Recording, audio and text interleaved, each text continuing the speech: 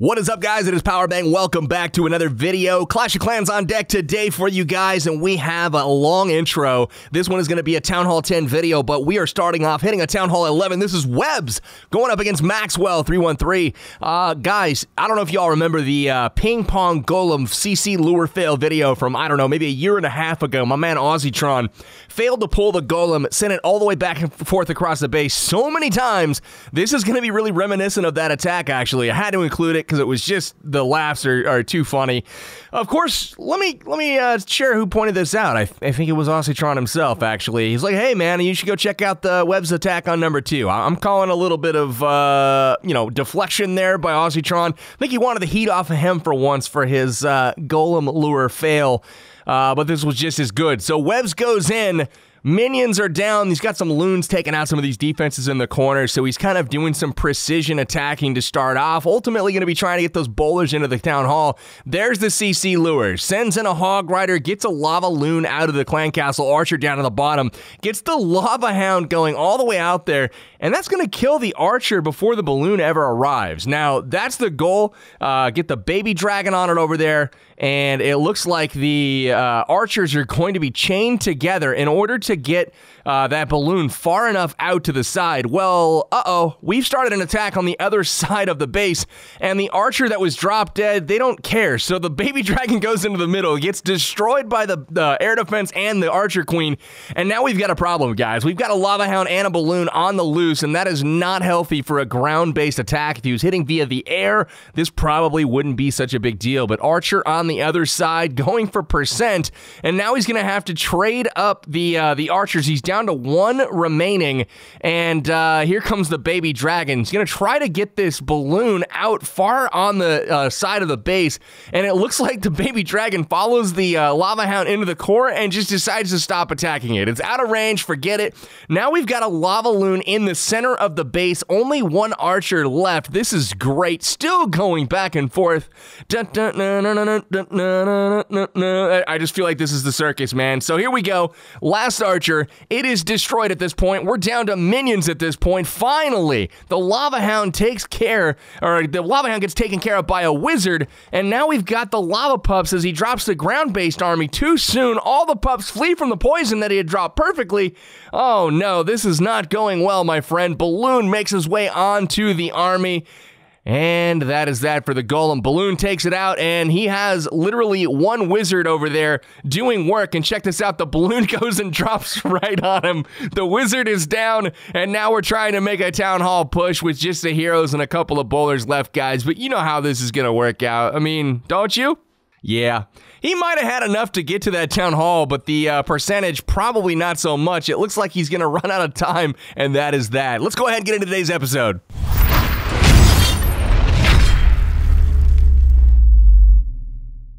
Welcome back, guys. Always fun to catch a really funny attack when they happen. My man Webbs, dude, that was a good try. They don't always go how you would like it, do they? But hey, it's all good. I'm going to remember that one for quite some time. Not as good as Aussie's attack because that golem came back and killed all his Valks anyways, and he fell short at picking up a star. Aussie did as well, but you know what? That was a close second. So we have some 3 stars from the Town Hall 10s in the bag today, and we are going to go over, I think, 4 of those in this video, and I'll save a few more for next time as well. But Jean P going up against Royce here from J-Off. This is footage from our CWL matchup this weekend, where WHF did pick up the victory 112 to 107. It was pretty much a dominant effort from the very beginning. The war was over with like 6 hours to go. Good game to J-Off, and best of luck the rest of the season, guys. For WHF, it was really a nice war, nice performance. 8 Town Hall 10 triples in this one, so I'm going to show half of them in this episode, and I will show half in a future episode as well. So we got a Lalo attack coming in this one, guys, and I don't know if y'all noticed, but we did have a Town Hall 11, essentially, update that came out earlier today. It is live now. You guys saw the sneak peeks and whatnot. I gotta say, you know, I'm really looking forward to, like, some actual content getting added to the main base. This was kind of a, like, for me, a really nice quality of life update. The day 2 sneak peek specifically specifically with regards to war, extra spectator slots, all that good stuff. So I am very happy with the changes. It's kind of hard to be mad about it. But a lot of the people that have been upset, they're upset that they're not getting more, additions to the game, especially those lower town halls that aren't maxed out. And I totally understand that, and I quite frankly agree. The game needs something desperately, in my opinion. I am just as, concerned with the game getting stale as you guys probably are, to the point where I've been playing a lot of other games lately, and that's probably apparent by some of the stuff's been on my channel.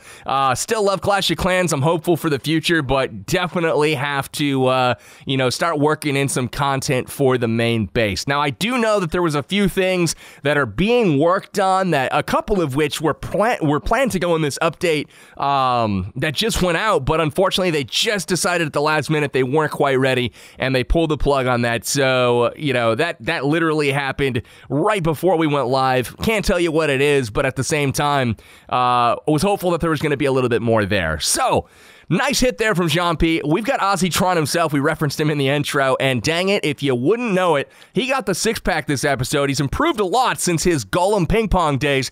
He's going to start off here against OP Gamer, bringing that Queen Walk over from the right side of the base. 10 wall breakers as part of this one. So he sends him the test, gets the successful wall break off, couple more in to back that up. Wall open. So first things first, he's going to head in, take out this air defense here with the Queen. And then he's going to start working his way around this base. So he does have a jump spell, actually. I'm curious to see if he uses this as part of the Queen charge. Could be an interesting tactic here. I expect him to kind of meet up with the wall breakers, though, and let the Queen out. He's got 6 of them. So giant bomb on the outside triggered. Nice work on that. Wall breakers from deep sent in.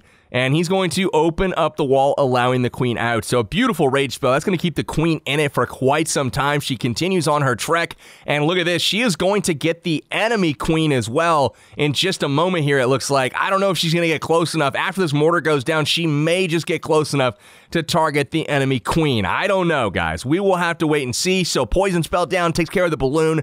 Here comes the Lava Hound. Will he be able to save another rage? It looks like he's going to have to pop another here in order to keep the Queen up. So there it is, preempting the Lava Hound popping and all those extra pups coming in for damage. So they are going down now. He drops a minion back up to help them. And things are looking good so far for Aussie. He's got a Lalo strategy as well in this one. It looks like CC Lava Hound.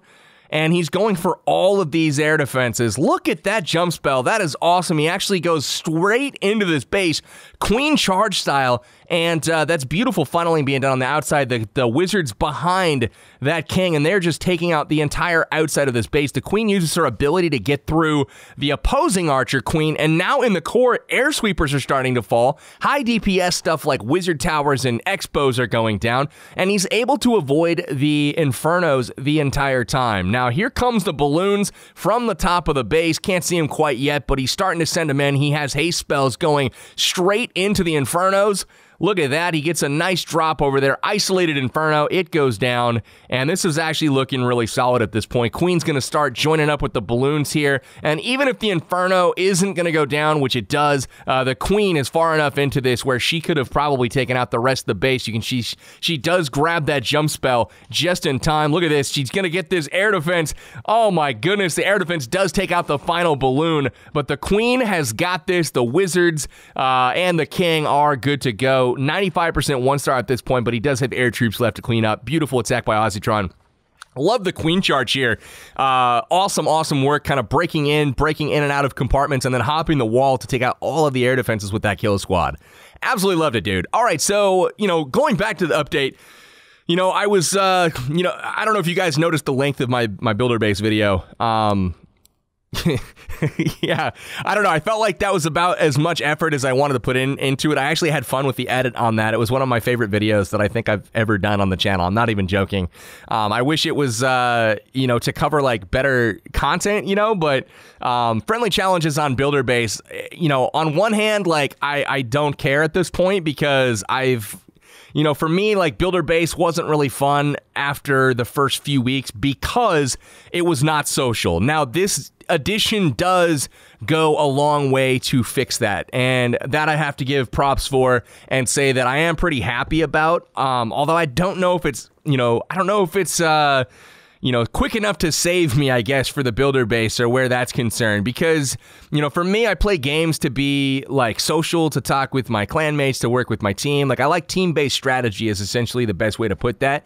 And when you had the builder base before, there was isolation. You were playing essentially a one-player game mode by yourself. And it's like, if I want to be by myself, I can go do that in other activities. I don't have to play, a mobile game to do that. So, glad to see, long story short, I know it sounds kind of negative, but I'm glad to see friendly challenges get added to the builder base. That was sorely lacking from day one. Now you can actually organize like events around that, tournaments around that, etc. So those that are into the builder base and into attacking and whatnot, like I know my man Itsu is, now there's a way to actually go up against each other and like arrange a match, with somebody that you want to play against instead of some complete random somewhere on the internet. So good change there, although a little bit anticlimactic. And as I mentioned, day 2 of the update, I was pretty pleased overall with that, although there was more that I wish would have gone into the day 2 sneak peeks.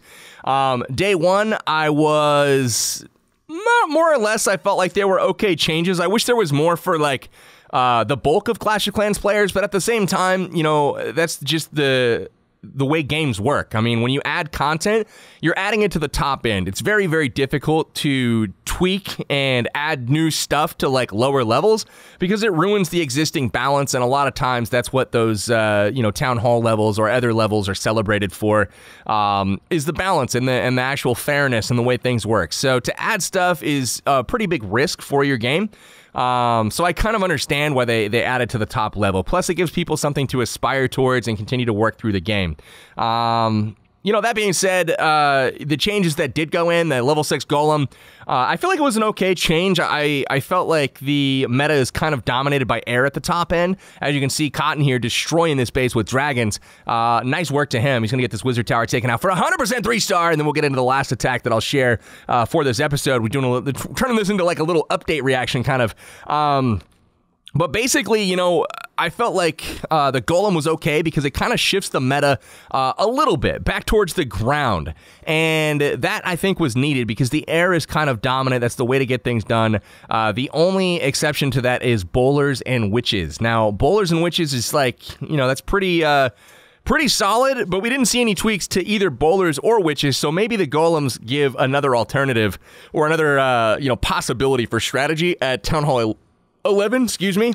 And I feel the same way about the Valkyries, except for I'm a big fan of the Valkyrie change. Like, I really like the level 7 Valks. Valks are like my favorite unit, just watching them work, the group, like just watching Valks under rage, there's very little as satisfying as that in Clash of Clans. So I was actually very pleased to see the Valkyrie change.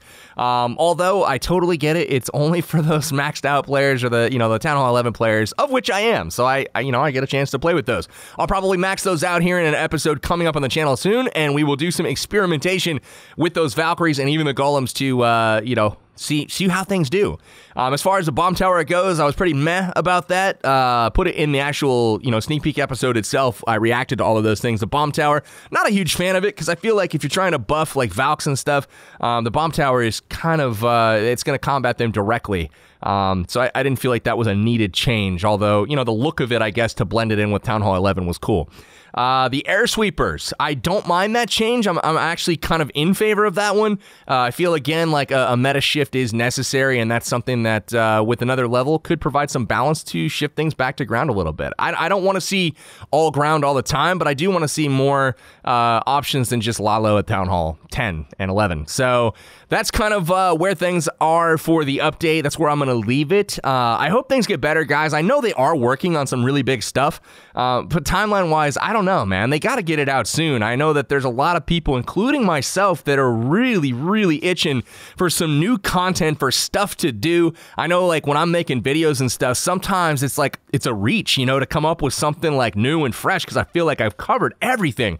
But yeah, man, so let me know what you guys think in the comments about the new update that came out, about these WHF moves, another win more in the win column, so I think we're 5-3 now in the CWL. So that is going to do it for this video, guys. Like it if you did, and if you're new to the channel, subscribe. I got more Clash of Clans action coming in the near future. Take care, guys.